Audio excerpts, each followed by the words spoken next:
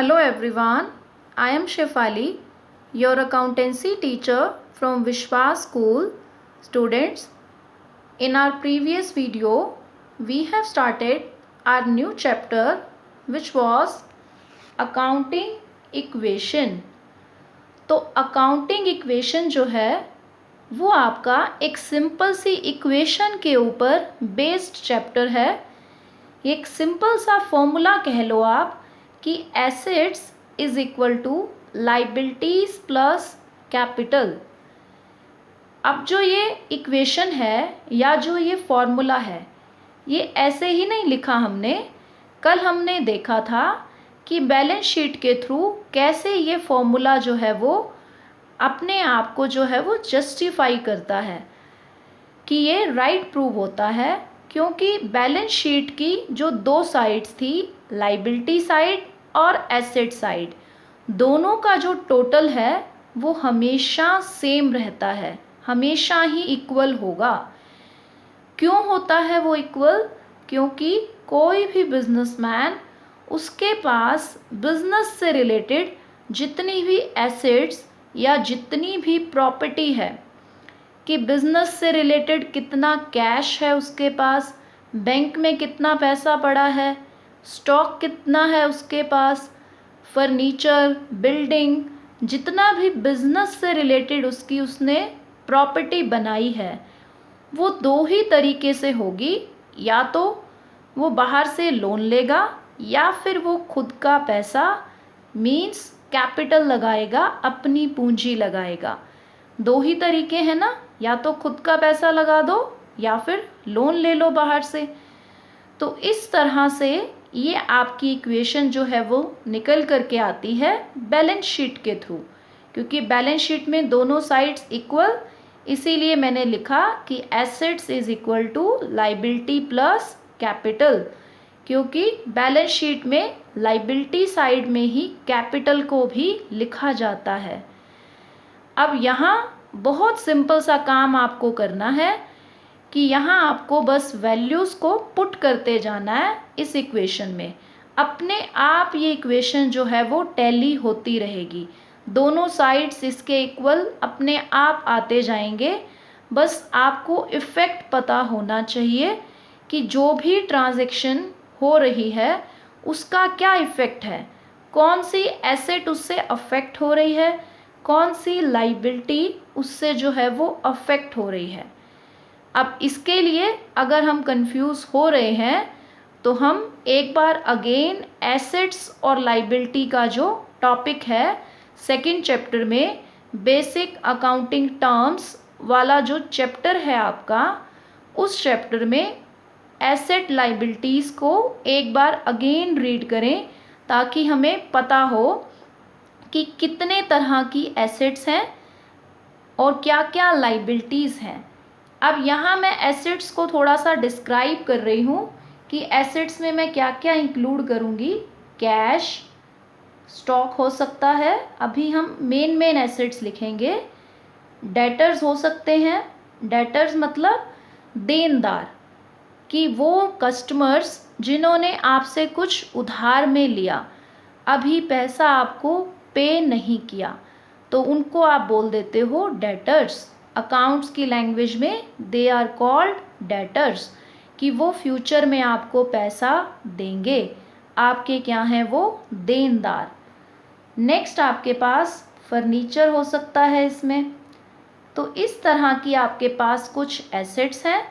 Liabilities में हो सकते हैं डेटर का उल्टा क्रेडिटर्स। क्रेडिटर्स मतलब ऐसे लोग जिनका पैसा आपने अभी नहीं दिया है, वो आपसे मांगेंगे, वो लेनदार हैं, लेंगे वो आपसे पैसा, वो हो गए क्रेडिटर्स।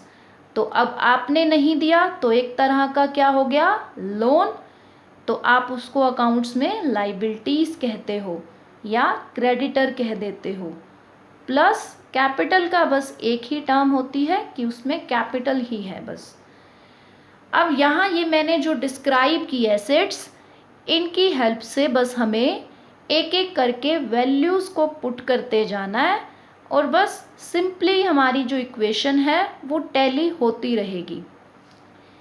तो यहाँ आपकी फर्स्ट अगर एक ट्रांजैक्शन मैं लूँ तो एक बिजनेसमैन है, उसने अपना बिजनेस जो है वो 75,000 की कैपिटल लगा करके शुरू किया, कि 75,000 की पूंजी लगाई अपने बिजनेस में।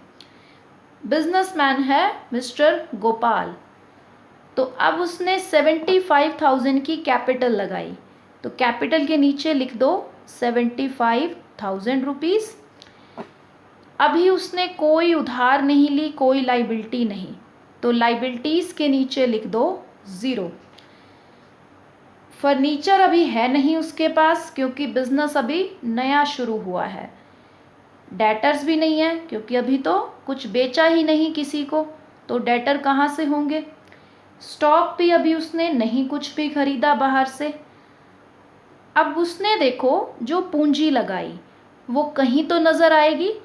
बिजनेस में कैश आ गया ना उससे, कि आपने अपने बिजनेस में पैसा लगाया, अब वो कैश के रूप में आपके पास है, उसी से ही आप अपना बिजनेस चलाओगे।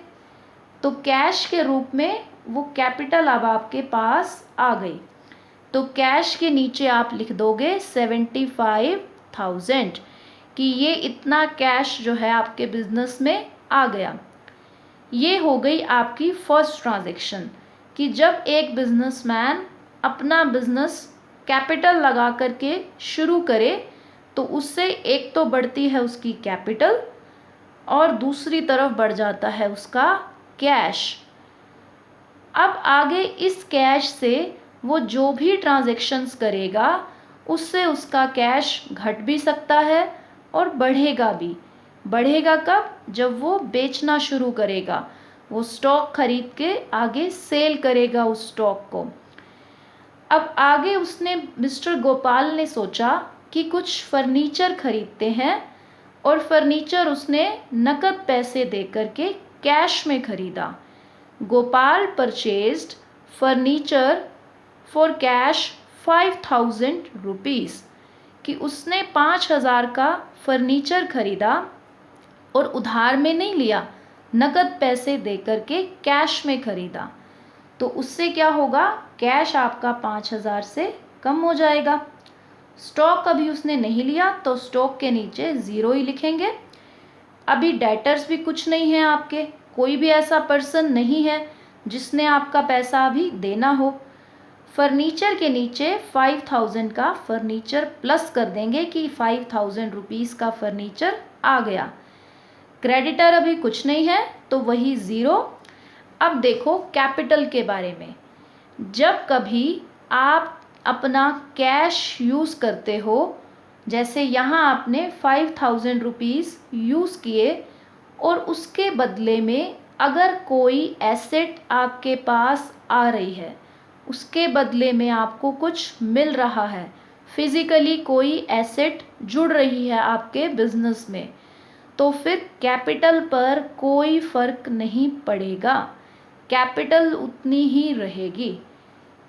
अगर यहाँ मैंने ये 5,000 रुपये किसी ऐसी चीज़ पर मैं खर्च करती कि जिसके बदले में मुझे कोई एसेट ना मिलती, तो फिर तो मेरी कैपिटल कम होती। बट यहाँ कैश लगाया, फर्नीचर आ गया, तो कैपिटल में कोई चेंज नहीं आएगा, तो नो चेंज है कैपिटल, तो मैं प्लस कर दूंगी, कि और कुछ नहीं, बस 0 प्लस, क्योंकि वही 75,000 की कैपिटल मेरे पास है, तो कोई चेंज नहीं है, इसीलिए मैंने उसके नीचे 0 प्लस किया है, कि ना प्लस कुछ होगा ना कुछ माइनस होगा कैपिटल में से। अब इस इक्वेशन को हम सॉल्व कर लें। कैश रह गया आपके पास अब 70,000 का, क्योंकि 5,000 का खर्च हो गया। स्टॉक अभी 0 बना हुआ है, डेटर्स भी 0 हैं, और फर्नीचर कितने का बन गया, 5,000 का। और आपकी जो लाइबिलिटीज़ हैं वो भी 0 हैं। कैपिटल आपकी 75,000 की है। ये आपकी इक्वेशन जो है वो आपके पास है। अब अगली जो इक्वेशन आपकी बनेगी, इसने आपको नेक्स्ट इक्वेशन में बोला कि मिस्टर गोपाल ने जो है वो गुड्स खरीदी हैं 20,000 रुपीज़ की कैश पे करके। कि उन्होंने कैश पे किया और 20,000 की गुड्स मतलब स्टॉक खरीदा। तो 20,000 का कैश कम करके दिखा दो। ओके, स्टॉक 20,000 का जुड़ जाएगा, आ गया। डेटर्स में कोई बदलाव नहीं, फर्नीचर भी उतना ही है 5,000 का, तो 0 प्लस कर दो क्योंकि ऑलरेडी 5,000 तो पड़ा ही है हमारे पास। क्रेडिटर्स में नो चेंज और कैपिटल में भी नो चेंज, क्योंकि कैश अगर खर्च किया है तो हमारा स्टॉक भी हमारे पास आया है, तो इसीलिए आपकी कैपिटल में कोई बदलाव नहीं होगा। सॉल्व कर लो इस इक्वेशन को। कैश रह गया 50,000 का, स्टॉक आपके पास 20 का बन गया, डेटर्स अभी 0 ही चल रहे हैं, फर्नीचर 5,000 का चल रहा है, क्रेडिटर 0, कैपिटल जो है वो 75,000। अब आप कभी भी इसको बीच में रुक करके चेक कर लेना, आपकी इक्वेशन दोनों जो इक्वल का मैंने ये साइन लिखा, दोनों तरफ से हमेशा इक्वल ही रहेगी। कोई भी ट्रांजैक्शन आप कर लो, दोनों इसकी साइड्स इक्वल रहेंगी। अभी आप देखो 50 + 20 + 5 75, और इस तरफ लाइबिलिटी साइड पे भी क्या है 75,000, तो हमेशा इक्वल बनी रहती है। आगे नेक्स्ट ट्रांजैक्शन आपने की कि mister Gopal purchased goods on credit for 16,000, 16,000 की गुड्स उन्होंने उधार में खरीदी। अब यहाँ कैश में तो देखो नो चेंज, 0 प्लस कर दोगे क्योंकि उधार में ली हैं, कैश नहीं खर्च किया।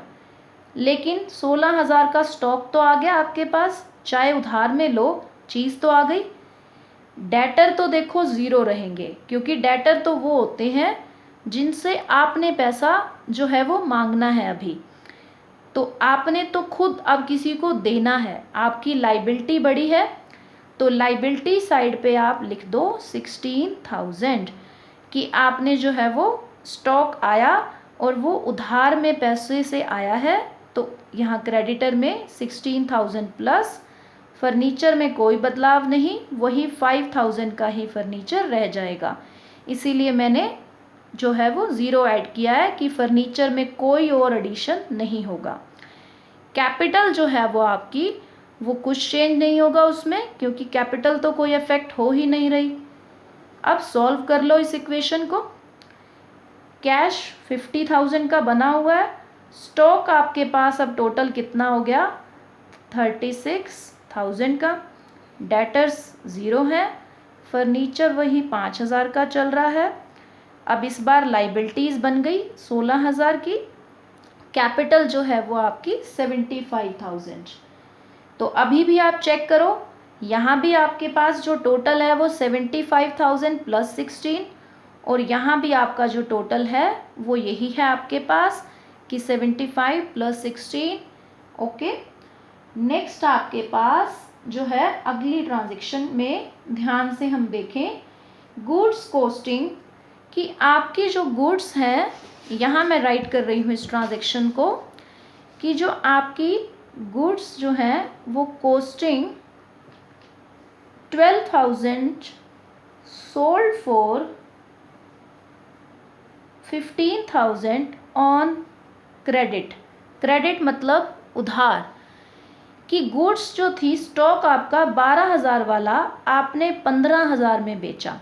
ऑब्वियसली प्रॉफिट पर ही बेचना चाहोगे, लेकिन क्रेडिट में उधार में बेचा है। जब कभी आप अपने कस्टमर को उधार में कुछ सेल करते हो तो वो कस्टमर आपका क्या बन जाता है, डेटर, देनदार, कि उसने आपका पैसा देना है। तो यहाँ अब उधार में बेची है तो कैश तो आएगा नहीं, अगर आप उसको कैश में बेचते तो वो आपको कैश पैसे देता, आपका कैश बढ़ जाता। फिलहाल आपने उधार में बेची है तो कैश में नो चेंज। स्टॉक आपका जो है वो 12,000 का कम होगा, क्योंकि आपकी जो कॉस्ट थी, आपके लिए तो वो 12,000 की थी गुड्स, तो आपका जो स्टॉक है वो 12,000 12,000 से कम होगा। बेची आपने 15,000 में है, तो आपका जो डेटर हैं वो 15,000 से जो है वो बढ़ जाएंगे, प्लस हो जाएंगे। फर्नीचर आपका जो है वो यहाँ आपका स्टॉक 12,000 से माइनस हो जाएगा, ठीक है। और फर्नीचर में आपका नो चेंज, क्रेडिटर्स में आपका वही नो चेंज 16,000 के ही रहेंगे। अब कैपिटल में यहाँ क्या इफेक्ट होगा, स्टॉक 12,000 से कम, डेटर्स आपके जो हैं वो 15 से बढ़ेंगे क्योंकि आपने उन्हें कस्टमर को 15,000 में बेची। तो ये जो आपने 3,000 एक्स्ट्रा में बेची कि 12,000 वाली जो आपका स्टॉक था आपने 15 में बेचा, 3,000 का आपको हुआ प्रॉफिट। वो प्रॉफिट जा कर के जुड़ता है हमेशा कैपिटल में, ओके। क्योंकि प्रॉफिट का और कोई जगह नहीं है, आपकी कैपिटल बढ़ जाती है। कैश तो आया ही नहीं, कैश आता भी तो भी प्रॉफिट हमेशा कैपिटल की तरफ इंक्रीज होगा, कैपिटल को इंक्रीज करेगा। अब हम सॉल्व कर लें इस इक्वेशन को। कैश आपका है 50,000 का, स्टॉक जो है वो आपका 36 माइनस जो है वो आपका 12, 24,000 का स्टॉक आपके पास जो है वो रह गया। डेटर्स 15,000 से बढ़ गए और फर्नीचर वही 5,000 का चल रहा है। क्रेडिटर्स 16,000 के हैं आपके, और अब आपकी जो कैपिटल है वो हो गई 78,000 की। अब हम आ जाते हैं एक और ट्रांजैक्शन पे जहां वो आपको कहता है कि you have paid rent of ₹1,000, कि 1,000 का आपने रेंट जो है वो पे किया। अब रेंट पे आप हमेशा ऑब्वियसली कैश में ही करोगे, जो चीज़ पे ही कर चुके हैं आप, तो फिर उसमें कुछ उधार वाली बात ही नहीं रहेगी। तो 1,000 से आपका कैश कम हो गया। स्टॉक तो देखो कोई बदलाव आएगा नहीं, रेंट ही पे किया है आपने। डेटर्स भी आपके कोई चेंज नहीं, फर्नीचर में भी कोई चेंज नहीं। क्रेडिटर्स तो आपके वो हैं जिनसे आपने 16,000 की गुड्स ली हैं उधार में, तो उनमें भी अभी कोई बदलाव नहीं। अब रेंट पे करने से एक तरफ तो कैश कम हुआ, अब ये जो मेरे 1,000 रुपीज़ हैं ये मेरा खर्चा है, एक्सपेंस है ये मेरा। इसकी वजह से कोई एसेट तो आ नहीं रही, मेरी कोई प्रॉपर्टी तो इंक्रीज़ हुई नहीं, मैंने सिर्फ रेंट पे किया। तो जब कभी आप ऐसा कोई खर्चा करो जिसके बदले में कोई फिज़िकल चीज़ आपको ना मिले, मतलब कोई प्रॉपर्टी आपकी ना इंक्रीज़ हो रही हो, आपकी अपनी प्रॉपर्टी ना बढ़ रही हो, तो फिर उससे आपकी कैपिटल कम होगी। पहले जब मैं कैश खर्च कर रही थी तो उसके बदले मुझे फर्नीचर मिला था, तो मैंने कहा था कैपिटल में कोई बदलाव नहीं। स्टॉक मिला जब कैश को खर्च करने से, तो भी कैपिटल चेंज नहीं हुई। बट यहाँ रेंट पे करने से कुछ मिला नहीं, कोई प्रॉपर्टी नहीं बढ़ी। जिस भी चीज़ का रेंट पे किया उसको तो यूज़ करके वापस उसको देना ही है, उसकी है वो चीज़ तो ओनर की, हमारी नहीं हो गई ना वो रेंट देने से, ओनर तो वही है उसका। तो यहाँ अगर रेंट दोगे तो कैपिटल भी आपकी जो है वो 1,000 से कम हो जाएगी। तो यहाँ आप इसको 1,000 से जो है वो लेस करके शो कर दोगे, तो यहाँ आपने जो है वो इसको 1,000 से लेस करना है। अब आपकी जो अकाउंटिंग इक्वेशन है वो क्या शो कर रही है, 50,000 में से 1,000 का कैश माइनस 49,000 का कैश रह गया, स्टॉक 24 का है, डेटर्स 15,000, फर्नीचर 5,000 का, क्रेडिटर्स 16 के, और जो कैपिटल है वो 77,000 की। ये आपका फाइनल रिजल्ट है अकाउंटिंग इक्वेशन का। इसको आप चाहो तो बैलेंस शीट में भी शो कर सकते हो एज एट 31 मार्च। ये हमेशा आप लिखते हो, 2019 लिख देंगे हम यहाँ, या 2020, कोई भी ईयर आप मेंशन कर दो क्योंकि ईयर के एंड में बनती है। तो ये आपका बैलेंस शीट का फॉर्मेट है, जैसा हमने पहले डिस्कस भी किया। ये है आपकी एसेट साइड और ये है आपकी लाइबिलिटीज़ की साइड। लाइबिलिटी साइड में कैपिटल भी लिखोगे। फर्स्ट आपने कैपिटल ही लिखनी है, जो कि आपकी इस इक्वेशन में कितनी निकली है, 77,000। बाकी की और आपकी लाइबिलिटी क्या है, क्रेडिटर्स हैं आपके पास, वो हैं 16,000 के। और एसेट साइड में क्या क्या है आपके पास, कैश है आपके पास, एक स्टॉक भी है आपके पास, डेटर्स हैं और फर्नीचर है। ये वही एसेट्स हैं जो मैंने इस इक्वेशन में मैंने राइट की assets, cash, stock, debtors, furniture, इन्हीं मैंने 4 एसेट्स को यहाँ मेंशन किया। इनकी जो वैल्यू है वो इक्वेशन में जो लास्ट मेरा आंसर है वहाँ से मैं उठाऊंगी। कैश मेरा 49,000 का, स्टॉक मेरे पास 24,000, डेटर्स जो है मेरे पास 15,000 के, और फर्नीचर जो है वो मेरा 5,000 का। अब आप जब टोटल करोगे, लाइबिलिटी साइड का जो टोटल है वो बनेगा 93,000, और यहाँ भी आप टोटल कर लो, यहाँ भी आपके पास बनेगा 93,000। इक्वेशन फुलफिल हो गई, दोनों साइड्स इक्वल। और ऐसे आपने लास्ट में ये डबल लाइन लगा करके इस अकाउंट को क्लोज करना है, इस स्टेटमेंट को क्लोज करना है, that is balance sheet, not an account. Okay, so ये है आपके पास अकाउंटिंग इक्वेशन का आपका टॉपिक। इन न्यूमेरिकल्स को आपने 1 बाय 1 सीखना है और सॉल्व करना है। Thank you so much.